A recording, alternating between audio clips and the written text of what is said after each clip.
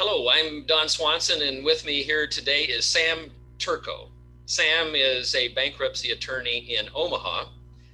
About a year ago, January of 2020, right before the pandemic hit, we co-authored an article that appears immediately below this video on debtors signing their petitions and schedules under oath and penalty of perjury digitally.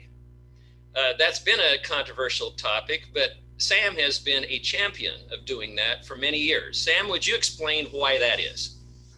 To be honest, Don, I was actually inspired by my garbage man, who years ago sent me a contract to sign for a dumpster at my office. And instead of a paper document, it came through DocuSign, and which was curious because being a lawyer, I typically would get these standard contracts and start striking through all the boilerplate and all the terms and provisions and arbitration clauses, and I would just strike them through and sign the agreement, and that would be normal. But with this agreement, I couldn't do that. I couldn't alter the agreement, and so I was stuck with all the terms, and so I signed it. And like a minute later, I get an email giving me an executed copy, and it was a secure document I couldn't change. And I said, wow, this is really, really neat. I wonder if we could use this in signing bankruptcy cases. And that started me on this research and discovery to see if we could. And in that process, I started reading through our local rules, and it talked about keeping original documents in your file. And so I called up the court staff and I said, can we sign petitions digitally? Because there is the nationwide e-sign act signed by President Clinton years ago, and Nebraska and most states have a version of the Digital Signature Act, and these appear to be legal signatures, but I'm not sure if we can use them in court proceedings, and do these constitute original signatures in original documents for the court? And the court said, we don't know. And so I started digging some more. And Nebraska, Don, is a state that's, as you know, is 450 miles wide. And I believe we have more cattle than people.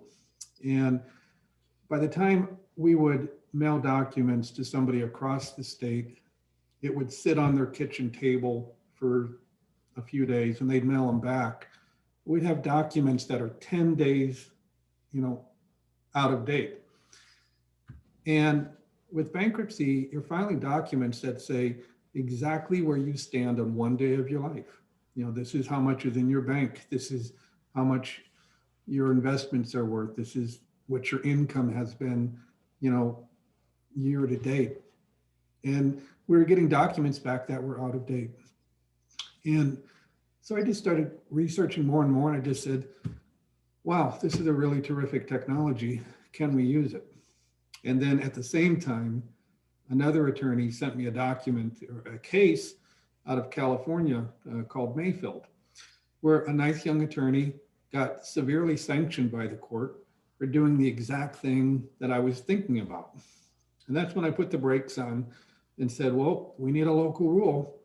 And it took about 2 years of asking the court and writing articles and talking to everybody and to get the rule changed, which Nebraska did in 2018.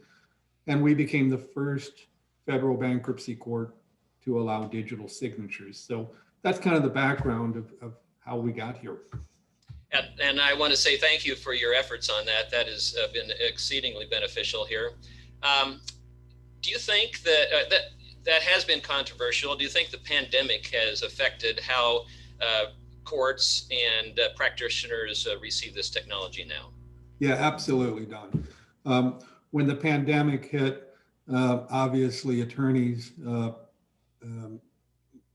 stopped seeing people face to face, and many of the attorneys in our field are senior attorneys and had great concerns about interacting with clients. And at that time, We weren't sure if the virus would survive on paper even. And I think there was some medical talk that the virus could stay on paper for 4 days or something. So what do you do with paper? Do you put it into an ultraviolet, kit or something like that? You put it in a washing machine before you send it out. Yeah, washing machine, yeah. And so the talk of digital signatures came up, and we participate in national forums on this.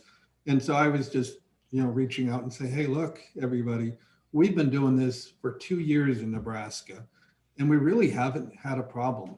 And honestly, I don't think we have. And it's safe. I think it is actually a more secure way to sign a document. And so I think at this point, the vast majority of courts have adopted temporary rules allowing for digital signatures of bankruptcy documents. We'll see what happens after the pandemic ends. But Nebraska was really, really, a trailblazer in this area. And I think it gave the rest of the country, something to model their temporary rules off of, and with great success, I believe.